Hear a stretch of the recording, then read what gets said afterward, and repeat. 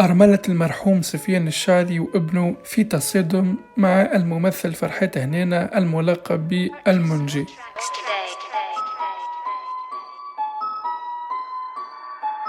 قصة الظلم اللي تعرض لها سفيان الشعري قبل وفاته عندها أكثر من 10 سنين، وكل عام في ال10 سنين هذم قاعدة تجبد. حكيت عليها في راديو موزايك وإيفام وفي التاسعة، ولكنها خذت الضجة الأكبر في قناة الحوار التونسي، تحديدا في برنامج فكرة سامي الفهري، وقت أعلنت أرملة سفيان لأول مرة عن الشخص يلي مستحيل زوجها يسامحه، هو فرحات هنينة. وتو باش نعطيكم بالضبط شنو يلي عملوا سي فرحات حسب أقوالها. تقول أرملة المرحوم إنه فرحات سرق زوجها بحجة إنه سفيان باش ياخو كوميسيون على ممثل ليبي جاي باش يمثل معاهم، وتقول زادة إنه فرحات تقلب عليه ومشى هو ويونس الفارحي يكتبوا في الجزء الثاني الكل من نسيبتي العزيزة وحدهم. وهذا تصريح من سفيان الشعري بيدو على حكاية القلبة اللي صارت له. سكت هذاك الكل من بعد شنو اللي نكره في عمل لنا عامله، دوك خليه بسلامه وكاو.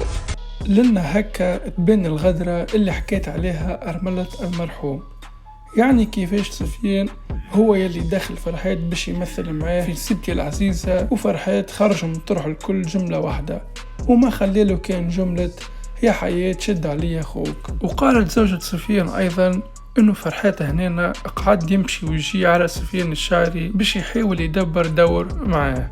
فبعد هذه التصريحات النارية يهبط في فرحات هنينة فيديو يكذب فيه كل ما ورد على لسان زوجة سفيان الشعري، حيث قال إنه سفيان عمره ما كان صاحب الفكرة، أي فكرة نسيبتي العزيزة، وزوجته بصريح العبارة تكذب، وأنا عمري ما تقلبت عليه سفيان، والكتيبة كان موافق عليها، إذا كان ماهوش موافق وماهيش عجبته علاش يخدم فيها. ومش صحيح اني اغدرت بيه ونكتب السرقة، على خاطر جيل الحمامات هو وزوجته وكان على علم بأغلب تفاصيل السيناريو، ونورمال ممكن ماهوش عاجبه السيناريو مستحيل يكمل يخدم فيه. وقال انه ما جيتش نتلوثق حسب ما حكيت أرملة سفيان، بالعكس انا استاذ مسرح وعندي ناس تحكي عليا وتعرفني.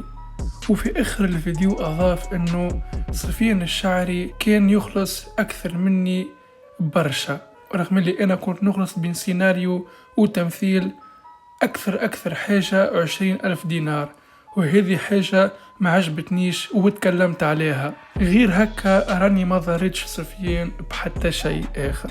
هكذا كان رد فرحات هنينة على أقوال أرملة المرحوم سفيان الشعري واتهاماتها. وفي الآخر أنتم اللي تتفرجوا شنو رأيكم في الحكاية.